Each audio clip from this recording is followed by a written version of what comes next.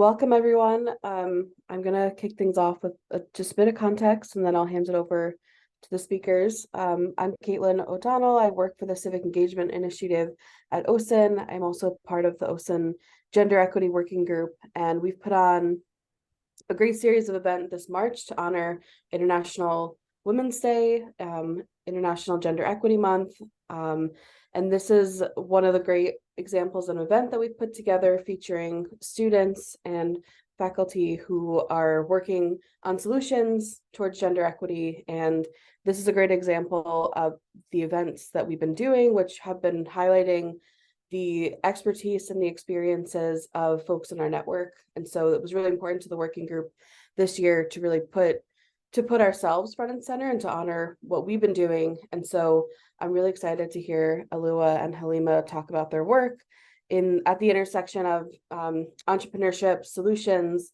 stepping out into the community for gender equity, sexual health, reproductive rights. And they have really interesting paths, journeys, and I think we'll all leave this conversation better off. So, and we have Eliza Edge, who's going to be moderating this panel. I'm very excited. Eliza is a master moderator, a master entrepreneur in her own right. So I'm very excited to see how this conversation unfolds. I think just in terms of housekeeping, if you'd like to turn your camera on, we love it. If you have questions, please feel free to put those in the chat. And I know there will be time for people to unmute themselves and ask questions in a conversational way. Anything I'm missing, Eliza, Kaya? Not on my end. I guess I'll just sort of take the torch for a bit here, Caitlin, and thank you so much for that introduction. And thanks everyone for being here and signing online. Really cool to see many names I don't know and some names I do know. So just welcome to all.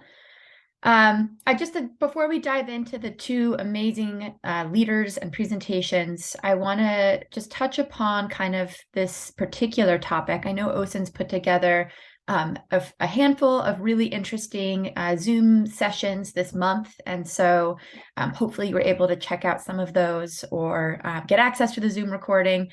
This session in particular is all about gender equity, sexual health, and social entrepreneurship, which for me is sort of just taking action. So taking a lot of the things that we are passionate about or learning in a classroom and then moving it into action. And so whether both of these leaders are building a revenue model and a business that has real customers, or it's a program that has real customers. Both of these projects kind of in their own right are entrepreneurial endeavors, which to me is so exciting and so special because it is moving from that space of like, what if, and I have a problem, to then action and trying to develop and not trying, but actually developing solutions. So I'll just say that like in digging into the work from both of these leaders, I think that both Alua and Halima have really broken down kind of their thinking and their process. So they've identified kind of a need and a problem within their communities. They've also identified how to get buy-in from team members to join their initiative or other people to fund the initiatives. So you kind of get to see sort of hands-on what goes into the process of action, which I'm really excited to dive into, and really what these two presentations will be focused on. And then I could stand here from my desk and just say, how important this issue is, but I'm actually going to let the speakers do that for themselves, because as I've seen Alua speak before many times, and as she says so eloquently, this issue of sort of sexual health and reproductive rights, it isn't just about the country of which, the three countries of which Alua is working with currently. It's a much bigger problem, and it's really timely. It affects climate change. It affects our economy. And so that's why to me, and that's why I've heard Alua say before, this issue is so, so important to the work we're all doing. So without further ado, I know we are not here to hear from me. I'm going to pass the mic over to you, Alua, if that's okay, to share your screen. And I think we'll hear for about believe 15 minutes from Alua and her project, and really hear more about the process of taking action. If anyone has questions, please drop them in the chat. Other than that, thank you, Alua, and I'll give you the mic. School where education was very similar to education in like US private schools. So I had a little bit more of a perspective of Kazakhstani cultures and Western cultures, and I was a little bit more exposed to sex education that was, let's say, in the Netherlands or like in European countries such as Sweden, where it's thriving. So I had this idea in mind all the time that sex education or its lack is a problem in the society. That's why I was digging into that problem, and eventually in August 2020, my friends and I came up with the idea of founding the Speak Out About Sex Instagram page, which at the end turned into like us speaking more about it at the Global Leadership Summit for Girl Up, after which our project won the first amount of money, which was $500 back then. In February 2022, I became a regional leader for Girl Up in Central Asia, which opened up new opportunities in terms of networking, and also allowed me to meet a lot more activists in sexual and reproductive health and rights field from all around the world. As well as from August to December 2022, I was taking OSUN social entrepreneurship course, under which my team and I developed the idea of Not Ashamed, which tackles the idea of the issue of teenage pregnancy through a gamified process. Such idea actually worked in the Netherlands before, when they sort of started very wide because they broke down all the problems that the society associated with sex education, such as harassment, such as STI spread, or this stigmatization of medical checkups among teenagers in like some cultures. And they developed videos on or should I say games, where teenagers decided which action the character should perform, and if the action was like correct, if it was safe, then they got points. If not, then they got feedback why it was dangerous or incorrect or unsafe to do a specific action. Now I'd like to talk about vital steps that you would like to take if you are about to found your own project. First, obviously, you have to identify a problem, and as Eliza would tell us a lot last semester, the narrower the problem, the better, because that way you focus on like the specifics, which is very important in project management later on. It's also way easier to research how the problem is being addressed, if it's being addressed, if it's narrow enough, if it's not like super duper broad. And second, you should think about your own best solution. If the problem is being addressed and you don't see it as effective, what would your solution be like? And are there any similar solutions that already exist in your area or in other regions, or maybe similar solutions that worked in other countries that could work potentially in your region? Thirdly, it's the motivation question, because as I saw myself, at least, it's impossible to always be fired by inspiration. Like, it's not always there. We all have ups and downs. And when we're in a down, it's very important to like determine what would keep you going. Why are you doing a specific thing? why it's important to you, all those questions. And finally, it's super important to ask for help and attract resources, which we'll talk more about in a few slides. Sex education is its absence is very crucial, very like attention grabbing in Central Asia, and I'd like to tell you why. Every year, 54 girls out of every 1,000 in Tajikistan give birth. In the Netherlands, it's like 3 girls out of every 1,000. Also, 96% of teenagers, as Kadlagash Kabatova's research, that's a Kazakhstani researcher in sex education.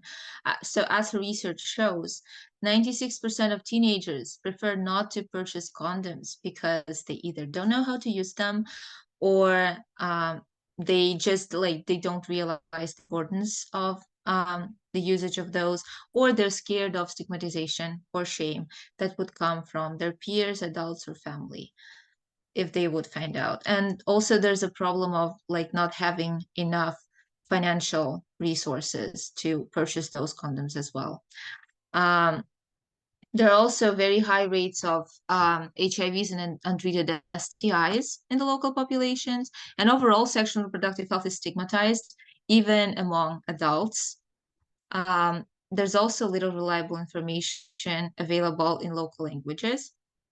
So all the information that is available is either it's prevalently in English, sometimes it is in Russian, but in Central Asia, people also speak Tajik language, Kyrgyz language, Uzbek language, Kazakh language, Turkmen language, and in some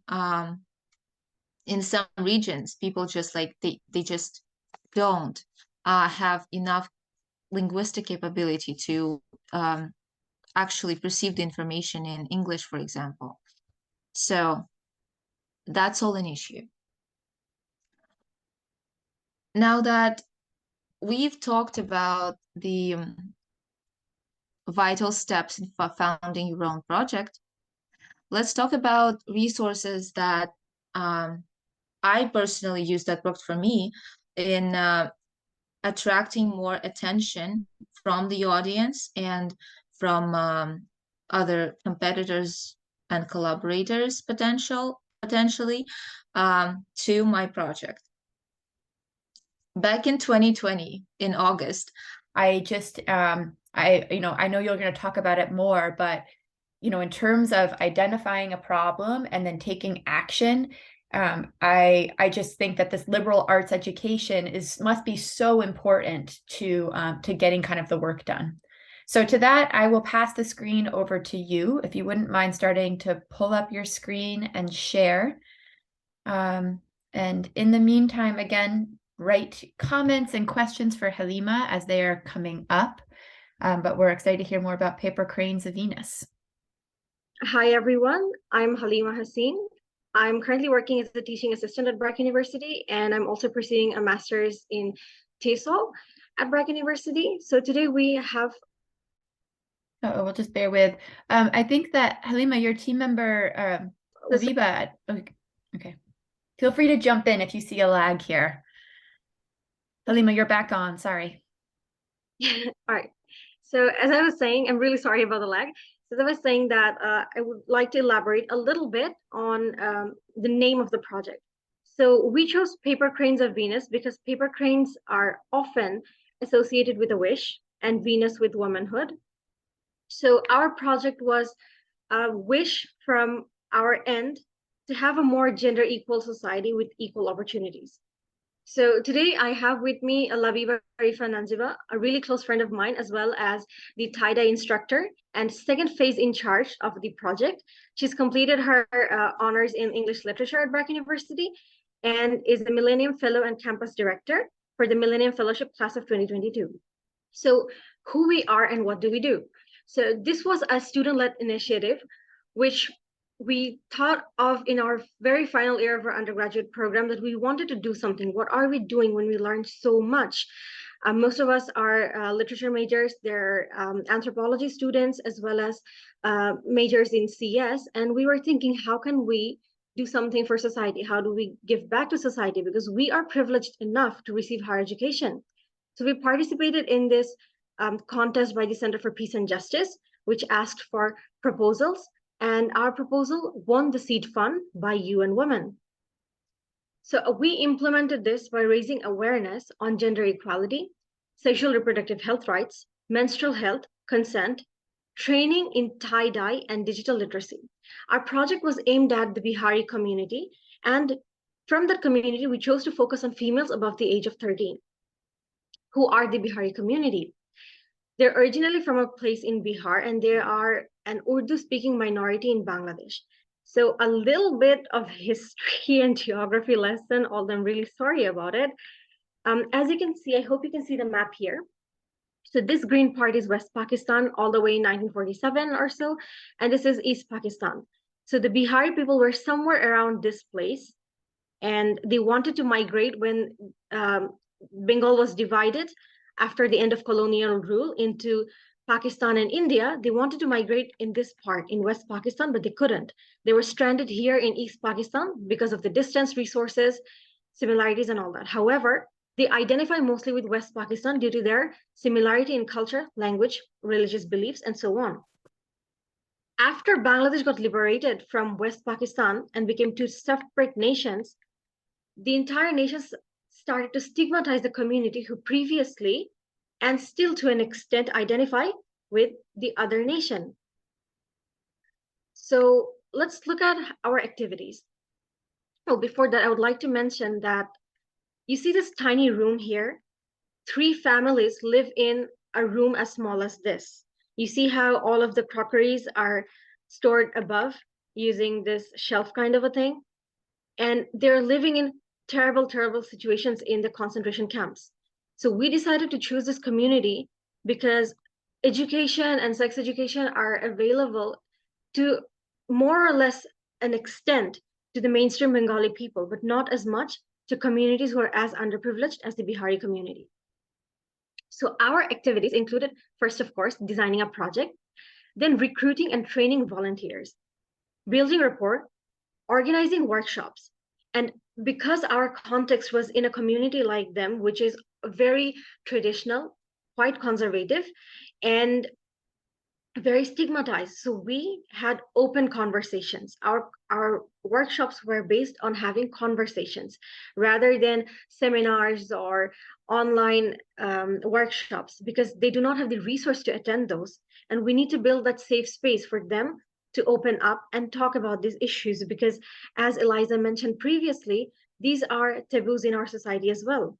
We also had hands-on training on workshops on tie-dyeing. As you can see, Labiba helped them learn how to make tie-dyes like this. Now let's come to one of the most crucial aspects of a project, designing and execution. Firstly, when designing a project, it's very important to identify a purpose. It has to be both personal and social. Because I say personal because we need to have a personal motivation. Why am I doing this? Because it will get hard. It will get very, very hard at one point. And if we do not have that personal motivation and incentive, we may not be able to go on or sustain the project. And it also has to have a social aspect, a social purpose. How is your project, or how is our project benefiting society? Then we have to identify a target group. Which group am I trying to help? Which group am I aiming for? Because it often helps to narrow down, as both Eliza and Alua mentioned before, it helps to both design and execute your project easier. As we take off, it's important to start small and build our way up. Then it's important to identify the need and have a need analysis. Is it actually necessary? Does that community really need the sex education that I'm trying to provide? Does it really need menstrual health, hygiene, and all of these concerns to be talked about? Does the community really need that? We need to identify that. Are they interested in this? Would they want this? So this is part of a very basic form of need analysis. Then comes planning. It's really important to organize a structure and a role of command. And I don't mean to say establish any sort of hierarchy, because our group was a group full of friends. However, it's very important to be clear and in terms of delegating your roles. Who does what? Who is coordinating? Who is instructing the tie-dyeing? Who is looking after the event management? Who is in charge of social media? All of those things. Who is in charge of planning the activities? And it's also important to know your role clearly and be able to plan your own activities that come with the role that you're trying to serve. Also, it's very helpful to be mindful of the resources within the context that we are working. Because if we were to aim for a completely online activity or use online sources for the Bihari community, it wouldn't be feasible.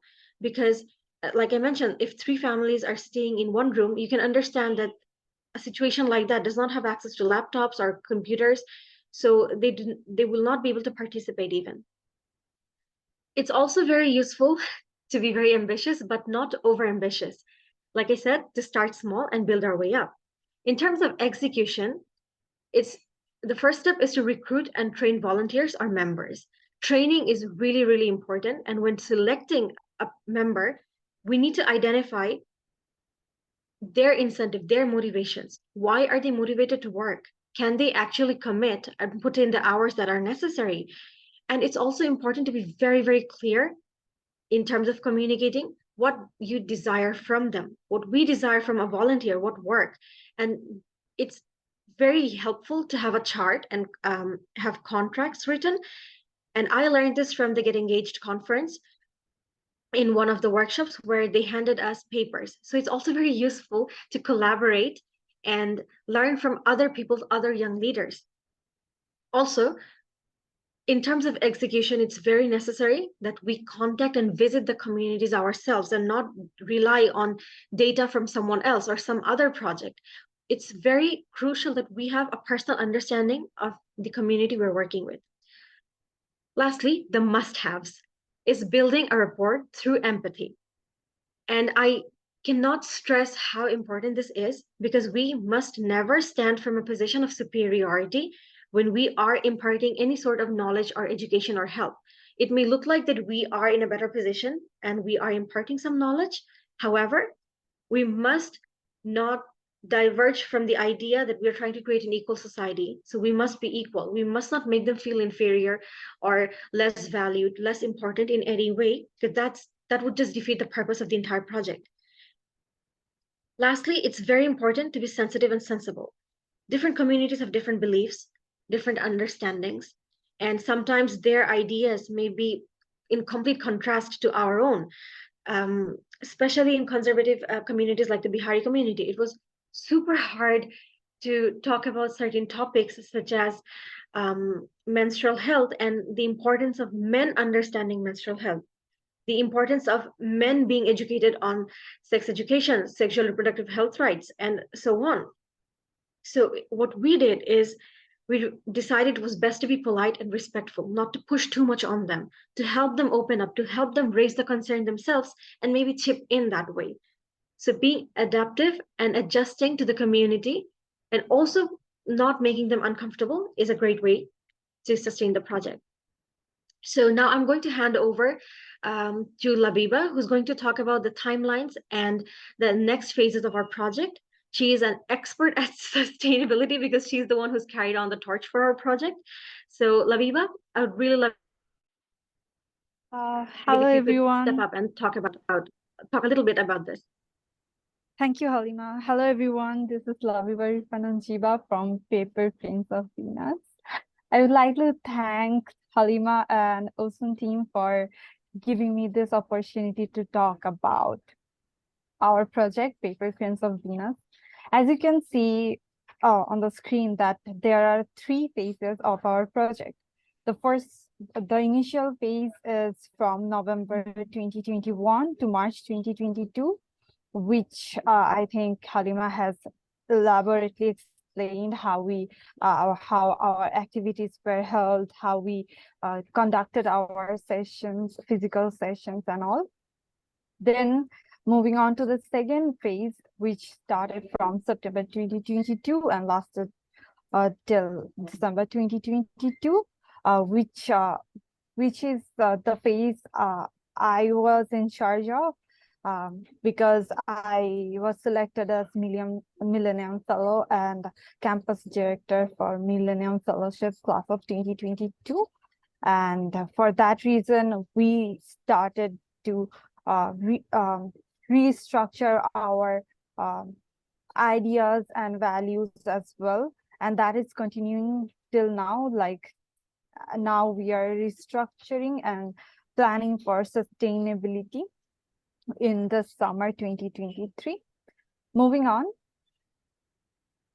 I would like to draw on some attention, as Halima already said, that the importance of men being connected with our project. I would just like to say this, that in our second phase of work, we were supported by many men from the underprivileged communities as well. They understand the value of, menstrual health and hygiene, sexual reproduction and health and all. They were the ones to arrange the sessions, and we were extremely delighted, and that was an incredible experience because of the help we got from men, which most of the time we don't, right? So for the second phase of our project was mainly focused on Millennium Fellowship. Before I like to move on, I would like to talk about what is Millennium Fellowship.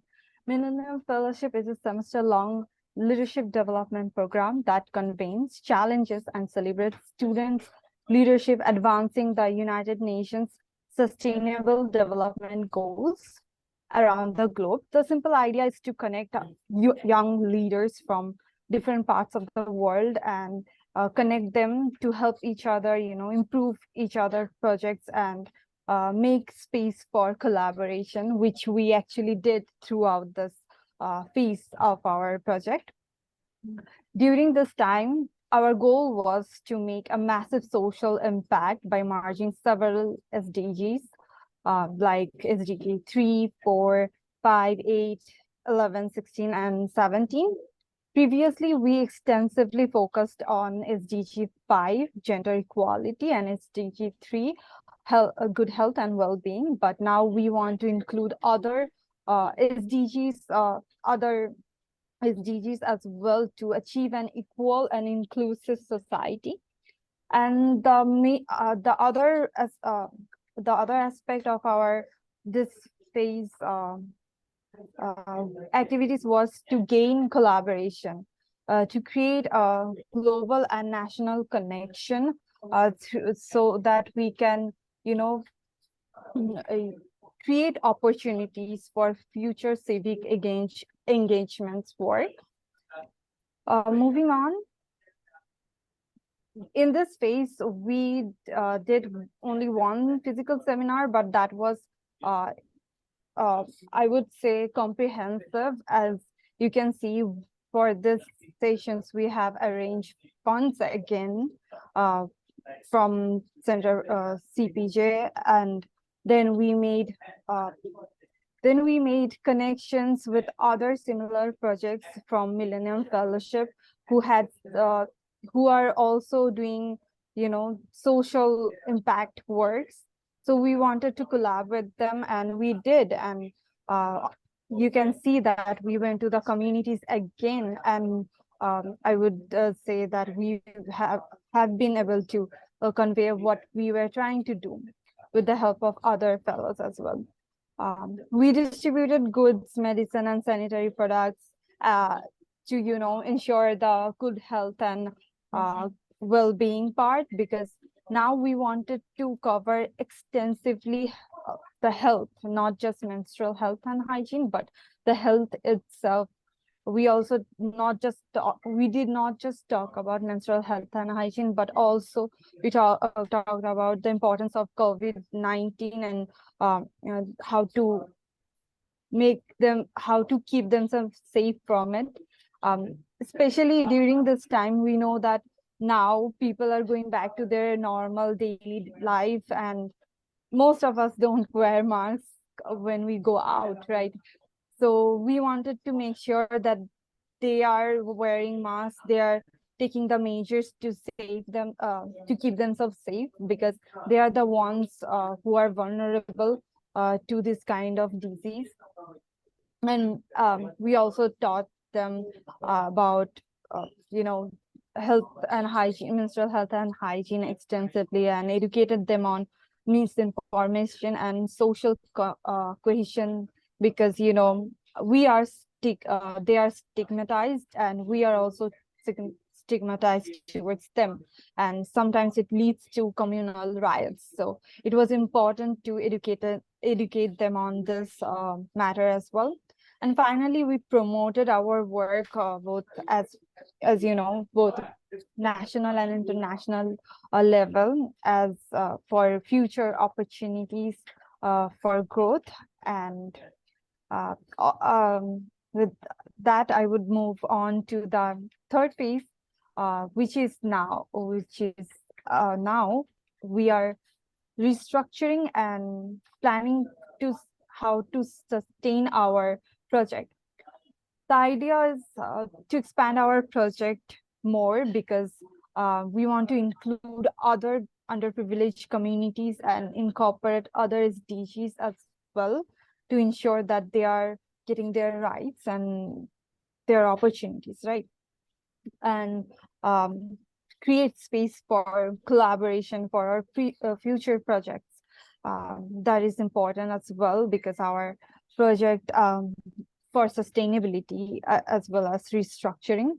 And finally, for the main to sustain our project, we are planning to institutionalize our project under BRAC University or any other organization, so that we can sustain our project, as well as give the young leaders a space to come forward and contribute to our society, making it a better space where underprivileged or minority communities are included. With that, I would like to conclude our presentation. Thank you so much. If you have any question, feel free to ask. Thank you.